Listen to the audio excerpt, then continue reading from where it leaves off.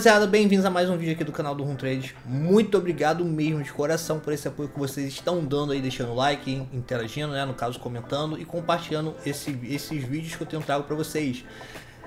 Galera, eu tô trazendo o formato mais simples possível em relação a edições e tudo mais. Por quê? Pra eu conseguir manter essa constância aqui com vocês, né, conseguir estar diariamente entregando um conteúdo de extrema valia, com muito valor para vocês aqui, de conteúdos que na grande maioria das vezes a gente tem que pagar muito caro e não vai aprender da forma correta, beleza? Então eu tô tentando manter a maior simplicidade do mundo para que eu não tenha aquele bloqueio burocrático e mental, né, no dia que eu tiver com preguiça em estar gravando esse conteúdo para vocês, beleza? Então eu espero que vocês entendam o meu hack, né, para poder estar conseguindo driblar os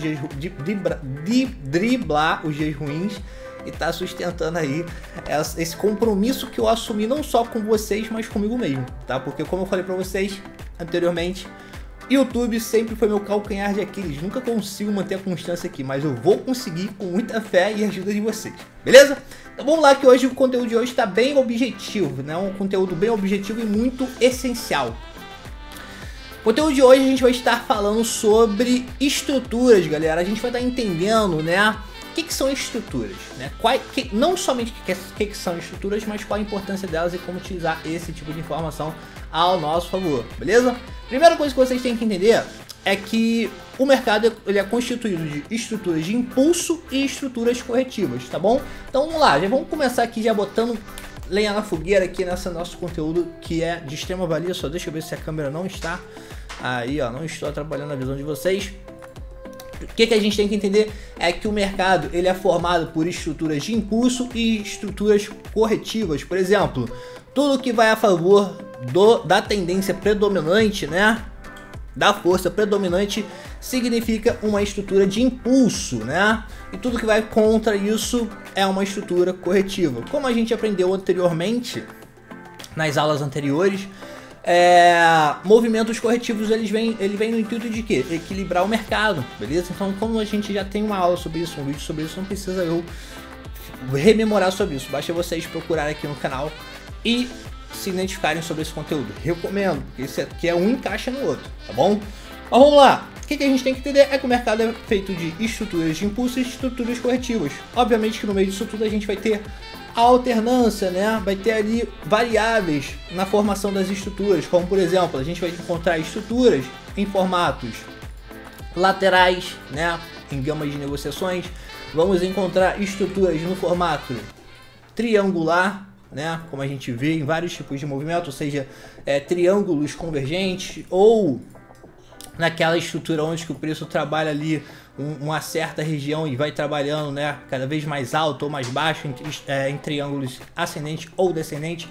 No final de tudo não deixam de ser estruturas, beleza? Então nessa variável aqui de movimento impulsivo e movimento corretivo sempre teremos estruturas, beleza? E um ponto chave aqui, né, um conceito, um insight muito interessante sobre estruturas é o seguinte: para facilitar a vida de vocês, qual é a minha dica, né? Não sigo, eu gosto de deixar tudo de forma difícil, não gosto de facilitar nenhum tipo de assunto. Por quê? Porque a galera acaba interpretando ruim. Mas se existe um hack, né, para poder facilitar nosso entendimento e leitura de estruturas de forma objetiva e lucrativa, que é o mais importante, né? É o motivo pelo qual a gente está aqui. Quando a gente consegue se identificar ao time frame, né? Ao período de vela. Vou até anotar isso, time frame. Então, qual é o bizu que eu vou passar para vocês? Galera, o bizu das estruturas é você ter primeiramente, tá? Isso que eu recomendo para todos os meus alunos, tenha primeiramente um período de vela, né, um time frame no caso, que você melhor se enquadre, que você melhor se encaixe, tá? Vou até dar um zoom aqui no rosto, que isso aqui é um tema importante. Tenha um time frame que você melhor se encaixe, melhor se enquadre, que você se sinta mais confortável. Por quê? A partir do momento que você tem um time frame que você se identifica, no meu caso é M15, né, M15 uma hora, você consegue observar com muito mais clareza a informação objetiva, consegue eliminar automaticamente através do seu feeling, né, através daquela intimidade com aquele time frame que você melhor se identifica, consegue eliminar os ruídos de forma bem mais objetiva. Diferentemente de você, né, que não tem muita familiaridade com o time frame. Consequentemente, qual é o colateral? Você acaba tendo excesso de informações, acaba se perdendo no meio daquilo tudo, pode validar coisa falsa, né, no caso ruídos e afins. Então, o ideal é que a gente tenha um time frame preferido e evite ficar oscilando. Por exemplo, tem pessoas, isso é uma mania muito ruim, muito prejudicial ao seu bolso, que ficam assim, o cara começou a análise lá no 4 horas, aí foi por 1 hora, aí foi por 5, isso é horrível, porque cara, não adianta você fazer um mapeamento numa hora, aí falar por 5 minutos de, tá dando divergência, eu vou vender. Não, porra, a sua análise de 1 hora tem que ter uma divergência na sua análise de 1 hora. A sua análise de 15 minutos tem que ter ali o teu setup no 15 minutos. Não adianta, mas poxa, eu faço isso para refinar, para poder pagar mais barato. Galera, já falei para vocês, acertar um trade, qualquer um acerta, jogando cara ou coroa para cima, brincando de dedonha, em poupar. Acertar trade é o menor dos detalhes. O que a gente tem que ter em mente aqui, nesse conteúdo, nesse âmbito que a gente busca um conteúdo real de valor e que vai de fato fazer diferença na nossa vida, é manter ganhos consistentes, e isso só através de uma métrica engessada, né? Através de uma linha engessada. Então eu recomendo isso para vocês. Então, voltando aqui ao conteúdo, recomendo que vocês tenham uma familiaridade com um time frame específico, assim vocês vão conseguir obter informações mais objetivas. Mas Wagner, por que eu devo, né, ter essa dinâmica com o time frame? Porque, cara, para você não se perder em relação às estruturas, porque, por exemplo, isso aqui pode ser uma estrutura de, sei lá, M15, onde teve esse fractal, né, esse fractal, né, e na composição, na finalização desses fractais, em um ciclo maior, um fractal maior, você teve o quê? Um time frame de 4 horas, tá bom? Então é muito importante você se identificar onde você está, tudo mais, para você agir de forma proporcional, tanto em relação ao risco-retorno, porque isso vai influenciar, e é o que eu vou bater aqui na tecla agora, tá? Provavelmente essa aula vai ficar um pouco extensa, então não esqueçam de deixar o likezão, não esqueçam de interagir, porque isso ajuda muito, galera, na entrega do vídeo, tá? E eu preciso disso. Vamos lá, agora a gente vai entender aqui do porquê. Reza a lenda, né? Independência de análise técnica, institucional, independente, isso aqui é uma linguagem que todos os métodos, teorias e afins têm em comum, operem sempre a favor da tendência. Por quê? Ninguém nunca fala sobre isso, só fala, você tem que operar a favor da tendência. Wagner, essa afirmação tá certa ou tá errada? Obviamente que tá correta. Só que por quê? Pra gente pegar esse debate e encerrar ele pela raiz, meu argumento é o seguinte: por que você deve operar a favor da tendência? Risco-retorno, meu filho. Risco-retorno. Por que, Wagner 1? Olha só, vamos supor que você comprou aqui nesse fundo. Olha aqui o seu risco. Vai variar de acordo com cada setup. E olha o seu retorno. Vamos pegar aqui uma ferramenta que faça a medida. E olha seu retorno. Caralho. E olha seu retorno. Entendeu? Na grande maioria das vezes, vai ser quase 1 para 1, né? Raramente você vai encontrar um setup que te apresente um stop desse tamanho para um take desse tamanho, nesse tipo de métrica, né?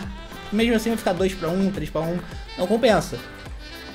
Agora, operar a favor da tendência. Você vai vender aqui, exemplo, tá? Só tô trazendo uma ilustração para que fique bem didático e qualquer nível de conhecimento consiga entender o que a gente está falando aqui. Você vai vender aqui em cima e olha o tamanho do seu retorno. E vamos falar de forma bem arcaica, né? De forma bem basilar. Vamos botar o último topo como referência. Olha aí, ó, para stop. Olha aí, ó. Trabalhando de forma bem superficial, só para ilustrar aqui por que a gente deve priorizar a tendência.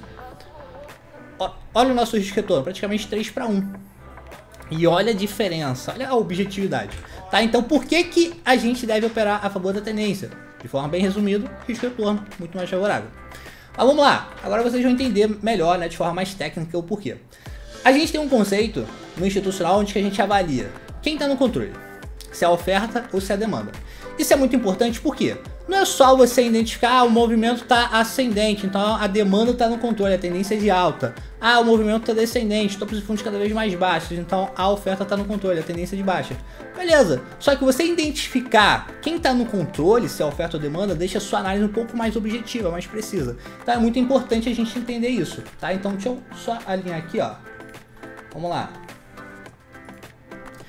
Topo forte é aquele, obviamente, que tende a ter um deslocamento muito maior no preço, um efeito muito maior, o preço tende a sentir muito mais. Enquanto um fundo fraco, a sua movimentação, seu efeito sobre o preço é uma coisa muito momentânea, de muito curto prazo, né? E como eu já falei, o risco-retorno acaba não sendo favorável para o fundo fraco em comparação ao topo forte. E também tem a questão ali do rompimento, né? O preço tende a romper com muito mais fácil pro lado que está mais fraco, o que é muito óbvio. Em contrapartida, né? Isso aqui numa tendência descendente, uma tendência de baixa, onde a oferta se encontra no controle. Em contrapartida, num contexto de oferta no controle, deixa eu botar aqui esses insights, né? Ó. Já pegando em outro contexto, onde que a demanda está no controle, onde que nós temos fundos mais fortes, né? A gente consegue ter com mais facilidade a percepção visual do preço ganhando muito mais fácil todas as regiões de controle por parte da oferta que ele tenta interagir, né? Ou seja, o risco-retorno tende a ficar mais favorável para opções compradoras quando a demanda está no controle, e quando a oferta está no controle, o risco fica muito mais favorável a gente priorizar vendas. E é isso, tá? Então é assim que a gente define esse conceito de estrutura. Só que, obviamente, que isso aqui seria a parte básica. Vamos deixar um pouquinho mais avançado e mais completo o nosso conteúdo. A gente tem um insight, tá? Muita gente chama isso aqui, chama o topo do dia anterior de PDH, o topo do semanal anterior de PWL, PWH e assim sucessivamente. Tá certo? Cara, então, como eu já falei pra vocês, a gente tem que tomar muito cuidado com essa internet, porque a internet ensina tudo, mas a maioria dos ensinamentos estão errados, tá? Vou trazer hoje da forma correta pra vocês. Vamos lá. Dá o zoom aqui, né? Porque essa parte é importante. O que vocês têm que entender sobre PDH, PMH, PWH, PDL, PWL, PML é que eles são pontos onde o preço acabou sofrendo muita agressão de contratos, seja compradores ou vendedores. Consequentemente, o retorno do preço acabou sendo, né, muito prolongado. Agora vamos ao gráfico para vocês entenderem. Por exemplo, vamos supor que isso aqui eu vou ilustrar de novo. Vamos supor que nós estávamos tendo fundo, topo, cada vez mais alto. Automaticamente a gente identificou o quê? O movimento descendente, a oferta no controle, então vamos priorizar vendas. De repente, ó, fundo, topo. De repente, o topo superou o anterior. Automaticamente a gente ligaria aqui o alerta, né? Falaria, porra, caralho, possivelmente a demanda agora vai entrar nessa mudança de caráter aqui, então já vamos priorizar aqui um flipzinho, vamos tentar pegar aqui, entrar comprado. E o preço lá, fundo de novo, continuou renovando a sua tendência descendente. Então, automaticamente, o que a gente tem que entender deste topo aqui, ó, tropa? O que nós temos que entender deste topo aqui? Este topo aqui, a sua criação teve, ele foi alocado tantos contratos, mas tantos contratos, que o preço foi embora sem mitigar ali a região, num processo compatível ao tempo que ele foi formado. Então ali o peso é tão grande que o preço tende a ir embora e demora a retornar. Então qual é o conceito aqui? Aqui é constituído por muitos contratos. Automaticamente, agora que a gente sabe essa informação, o que a gente espera? Que quando o preço for retornar para interagir com essa região, ele vai sentir isso aqui por obrigatoriedade. Não porque o Wagner Ruim está falando, mas por obrigatoriedade. Por quê? Porque aqui tem muitos contratos. Muitos contratos. Se vocês catalogarem, vocês vão ver. Tá bom? Então isso aqui acaba virando nosso PDH, nosso PMH, que seria Topo de diário, aí vai depender do time frame. Por exemplo, tô estudando ali no 1 minuto. Aí fez essa movimentação no 1 minuto. Aí vocês vão saber, isso aqui foi do diário ali, bala. Aí conforme o tempo for passando, quanto mais o tempo passar, mais força ele vai ganhando, ele vai evoluindo, como se fosse um Pokémon. Aí ele vai evoluir ele pra um topo semanal. Aí continua passando e não foi lá buscar. Vai evoluir para um mensal. E assim sucessivamente, tá bom? Mesma coisa no contexto de fundos. Só que aí muda a nomenclatura. Em vez de ser PDH, né? Passa a ser PDL. Ó. Topo fortíssimo. Beleza? Agora vamos lá pro gráfico do Bitcoin. Tinha mais uma paradinha aqui, mais um insightzinho. Eu vou deixar para um próximo vídeo. Vamos lá pro gráfico do Bitcoin que eu vou mostrar na prática para vocês uma catalogação aqui de tudo isso que a gente pontuou aqui, ó. Bitcoins. Cara, isso aqui, nossa tropa, isso aqui é conteúdo caríssimo. De coração mesmo. A galera cobra horrores para ensinar. E não ensinam da forma que eu tô passando pra vocês não, tá? Ensinam de uma forma...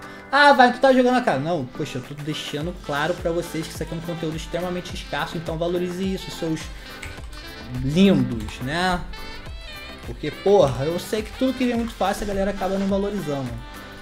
O conteúdo gratuito, infelizmente, é fácil, né? Vamos lá! Pega aqui essa movimentação do Bitcoin, olha só. Prestem bem atenção no que eu vou estar mostrando pra vocês, ó. Oferta tentou romper, não conseguiu. Demanda absorveu. Demanda tentou romper, conseguiu. Fez uma quebra de estrutura. Oferta tentou romper, não conseguiu. Demanda absorveu. Demanda tentou romper, conseguiu. Ganhou mais uma quebra de estrutura. Oferta tentou romper, conseguiu depois de muito tempo tentando. Porém, foi um rompimento temporário. Fez aqui um fake out, um falso rompimento, retornando ao range anterior. Demanda tentou romper, conseguiu, renovou mais uma quebra de estrutura. Oferta tentou romper, não conseguiu. Demanda tentou romper, fez um rompimento interno aqui, né? Mais fraco e depois fez o mais forte. Tá? Então assim, através dos detalhes, a gente vai conseguindo incorporar e ler quem está no controle, se é a oferta ou a demanda. Reparem que eu não utilizei a leitura de topo, fundo cada vez mais alto. Por que eu não utilizei? Porque essa leitura, ela já vai vir automaticamente. Então, por exemplo, eu estou dentro de uma estrutura lateralizada. Uma tendência lateralizada, um diagrama de Wyckoff, né? Vamos botar assim, um diagrama de Wyckoff. Só que eu sei que quem tá no controle, presta muita atenção nesse detalhe aqui, que isso aqui é o pulo do gato, tropa. Ó, eu sei que eu estou dentro de um diagrama, seja de acumulação ou distribuição independente. Só que quem tá no controle é a demanda. E porra, eu tô querendo vender aqui porque eu acredito que vai fazer um uptrust, né? Vai vir fazer um uptrust after, né? Fez o uptrust aqui, vai vir o uptrust after. Pra eu poder vender, né? Vamos surfar essa queda infinita. No final do movimento, o preço fez o quê? Fundos ascendentes. Se eu sei que a demanda está no controle, eu vou vender? Eu vou vender? Né? Wagner, mas poxa, você não vem vender. Aí é diferente, tem outro contexto. Né? Eu posso explicar para vocês em outros vídeos. Mas já só para adiantar para vocês, é porque no meu contexto aqui, né, mapeando outros tipos de insight, trazendo Elliott, por exemplo, a gente já se encontra possivelmente no final desse ciclo. Então, vale a pena a questão do risco retorno. Mas isso é outro contexto. A gente trabalha de forma engessada, somente o institucional aqui, é burrice vender. É burrice focar em vender. É 100% focar em compras até que um sinal evidente por parte da oferta seja, né, concretizado. Qual sinal seria esse? Uma mudança de caráter macro, né? Aí a gente prioriza as vendas, né? Porque aí o flow já se tornaria baixista. Beleza, tropa? Espero que vocês tenham entendido. Esse vídeo ficou muito top. Nossa, eu queria ter aprendido de forma tão objetiva sobre esse conteúdo. Isso aqui é divisor de águas, tá? Divisor de águas. Esse insight que eu fiz aqui para vocês agora no final mas a ilustração que eu mostrei pra vocês no início do vídeo muda uma visão total ali de quem já tá ali quase virando a chave, beleza?